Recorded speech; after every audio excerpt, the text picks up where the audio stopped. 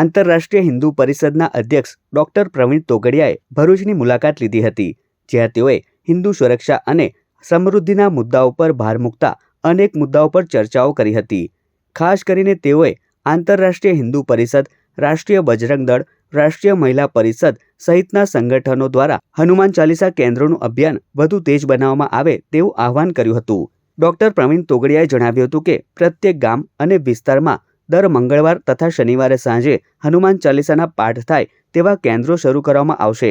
દેશભરમાં અત્યારે આવા હજારો કેન્દ્રો કાર્યરત છે અને હવે ભરૂચમાં પણ તેની સંખ્યામાં નોંધપાત્ર વધારો કરવામાં આવશે। આ કેન્દ્રો હિન્દુ સમાજની સુરક્ષા, સમૃદ્ધિ અને સન્માન જણાવવામાં પાયાની ભૂમિકા ભજવશે। તેમના મતે આ કાર્ય હિન્દુ સમાજમાં જાગૃતિ લાવવાનું અને લોકોને પોતાની સંસ્કૃતિ તથા મૂળ સાથે જોડી રાખવાનું સબળ માધ્યમ સાબિત થશે। આંતરરાષ્ટ્રીય હિન્દુ પરિષદના અધ્યક્ષ ડોક્ટર પ્રવીણ તોગડિયાની ભરૂચ મુલાકાત દરમિયાન મોટી સંખ્યામાં સ્થાનિક હોદ્દેદારો, આગેવાનો અને કાર્યકર્તાઓ ઉપસ્થિત રહ્યા હતા। આંતરરાષ્ટ્રીય હિન્દુ પરિષદ, રાષ્ટ્રીય બજરંગ દળ, રાષ્ટ્રીય મહિલા પરિષદ સહિતની ચારો સંગઠનો દ્વારા દેશભરમાં ગામડે ગામડે અને શહેરોના ખૂણે ખૂણે મંગળ શનિવાર સાંજે સામૂહિક હનુમાન ચાલીસા શરૂ કર્યા છે।